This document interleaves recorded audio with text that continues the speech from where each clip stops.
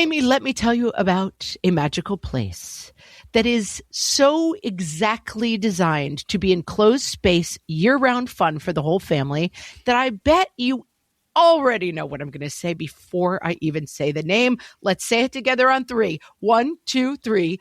Great Wolf Lodge. You got it, Amy. My kids loved Great Wolf Lodge when we went. You probably already know that it has a huge indoor water park with a wave pool, lazy river, a bunch of massive water slides. But then your pack can hit the other attractions because wait, there's more. Great Wolf Lodge has adventure-packed attractions like Magi Quest, a live-action game kids can play throughout the lodge, plus the Northern Lights Arcade. Spent some quality time there, so your kid who loves the lazy river and your kid who loves fantasy games will both have a great time. Great Wolf Lodge also offers great dining options and complimentary daily events like nightly dance parties, all under one roof. Unpack the car once and you're settled in to have fun. And with 22 lodges across the country, you're always a short drive away from adventure. We've both had such great times at Great Wolf Lodge, so bring your pack together at a lodge near you. Learn more at greatwolf.com and strengthen the pack. Welcome to Ask Margaret from What Fresh Hell, laughing in the face of motherhood, answering your parenting dilemmas, one question at a time. Today's question comes from our Facebook group, which you can find at facebook.com/groups/whatfreshhellcast. And come there anytime, ask us a question.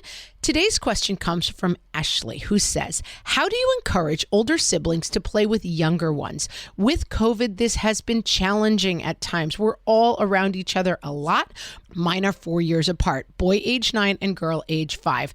Ashley, I really like this question. We have a fresh take coming up that is all about the role of play, and it's something that I love thinking about and talking about, so I'm so glad you asked this question.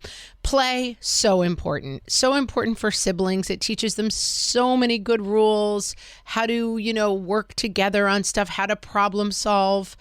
But it can be hard, and especially I'm going to say you have a little bit maybe of an extra challenge, the 4-year age gap, different genders. They might have like really different abilities, really different interests.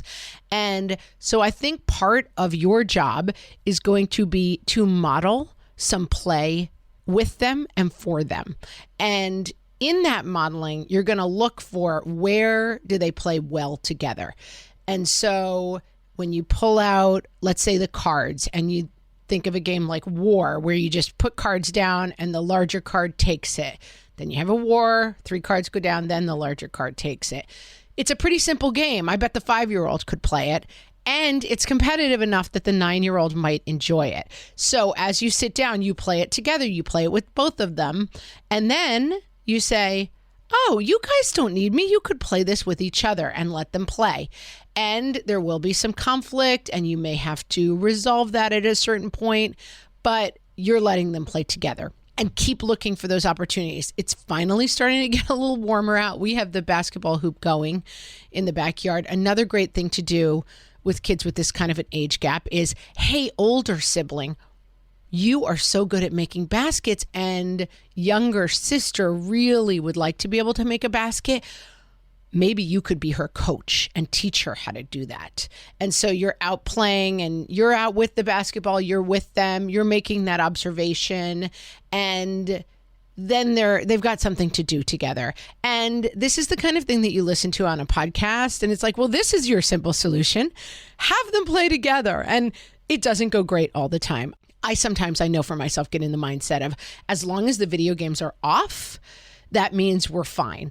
But sometimes that results in a lot of the only game they want to play is like chase each other around in circles, which is annoying in my house. And so I've been working a little bit more as we get farther and farther into COVID to try to say okay, let's try Pictionary, where we draw each other pictures. My kids are 9, 11, and 12. 2 boys and a girl.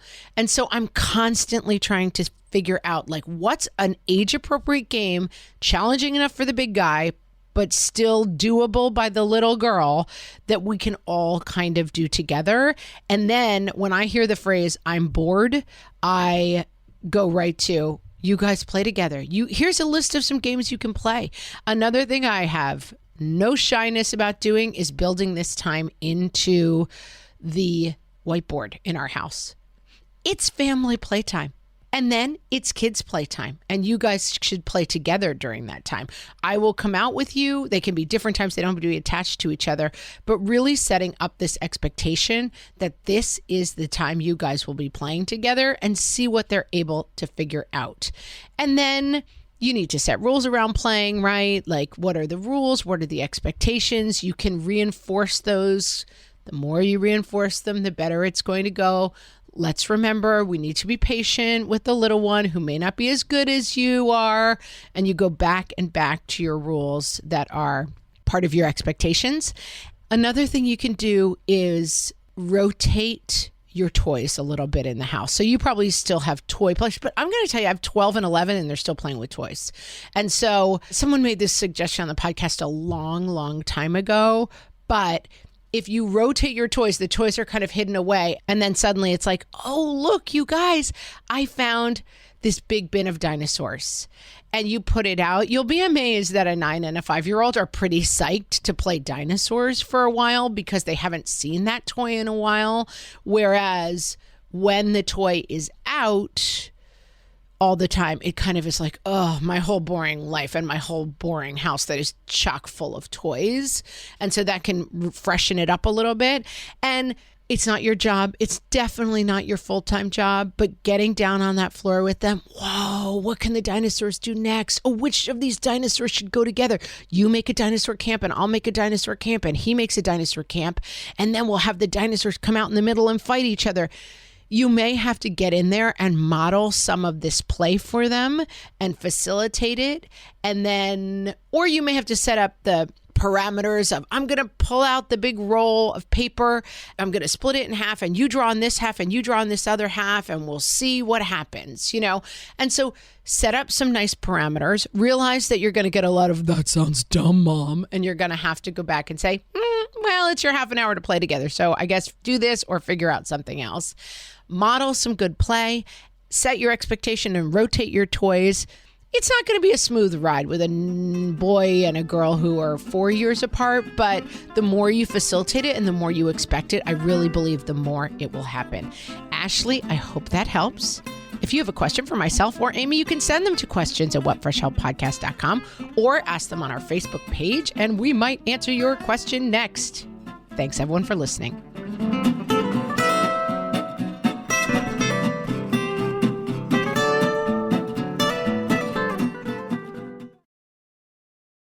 Close your eyes. Focus. Listen to work getting done with Monday.com. Relax as AI does the manual work, while your teams are aligned on a single source of truth.